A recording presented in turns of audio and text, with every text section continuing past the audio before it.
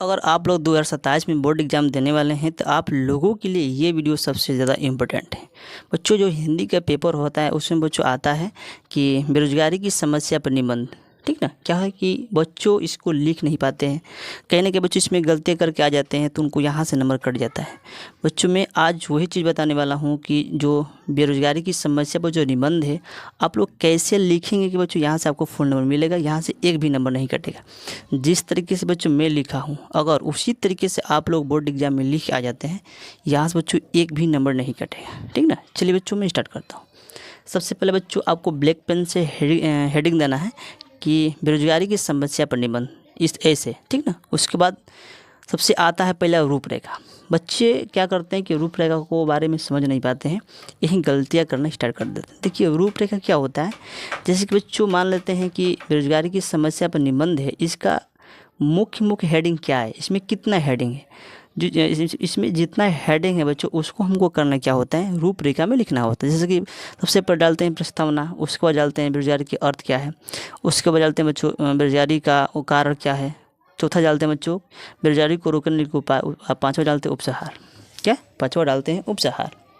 ये क्या बच्चों रूपरेखा में जो इसका मुख्य हेडिंग है उसको हमको रूपरेखा में डालना होता है, ठीक।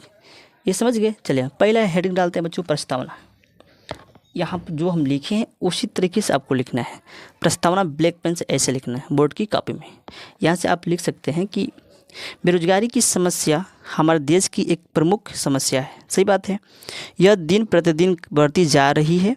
इससे एक ओर गरीबी भूखमरी तो दूसरी ओर युवकों को आक्रोश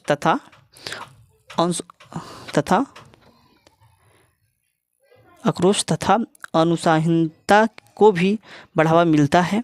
चोरी डकैती हिंसा एवं आत्महत्या आदि अनेक समस्याओं का मूल कारण बेरोजगारी है। ये तो बात सही बच्चों, अगर आप लोग बेरोजगारी का कारण बच्चों यही हो सकता है, ठीक यही है। तो आपको प्रस्तावना बच्चों ऐसे लिखना है। दूसरी बात, दूसरा हेडिंग डालते हैं बेरोजगारी का अर्थ। बेरोजगारी का अर्थ क्या है, चलिए इनका थोड़ा हम देख लेते हैं।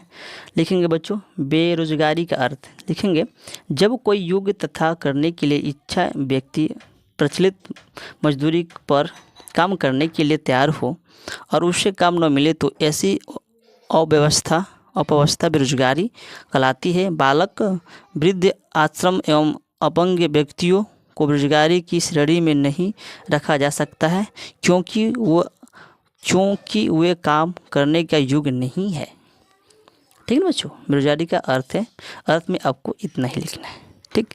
तीसरा हेडिंग डालेंगे बच्चों कि बेरोजगारी का कारण क्या है। बेरोजगारी का कारण क्या है, चलिए इसमें थोड़ा हम जान लेते हैं। लिखेंगे कि बेरोजगारी के कुछ प्रमुख कारण इस प्रकार है।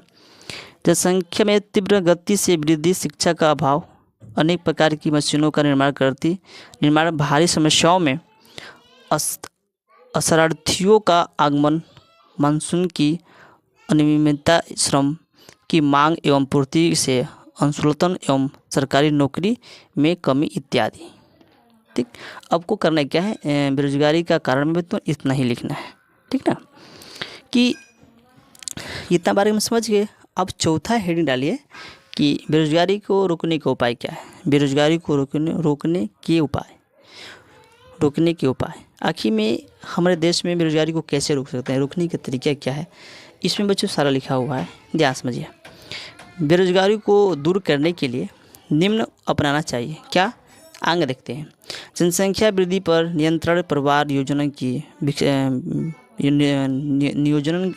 की विस्तारित करना, शिक्षा को विकसित करना, कुटीर उद्योगों का विकास करना, देश में व्यापक स्तर पर औद्योगिकरण शुरू करना, कृषि को विकास के साथ पशुपालन तथा मुर्गी पालन को विकसित करना, सड़कों पुल निर्माण, मनरेगा को सुचारू रूप में चालू करना इत्यादि। बच्चों बेरोजगारी को रोकने का उपाय यही है। अगर आपके पास पैसा है तो एक छोटा सा धंधा खोलिए, उसमें 5-6 लोग को रोज़गार दीजिए ताकि उनका भी घर चल सके।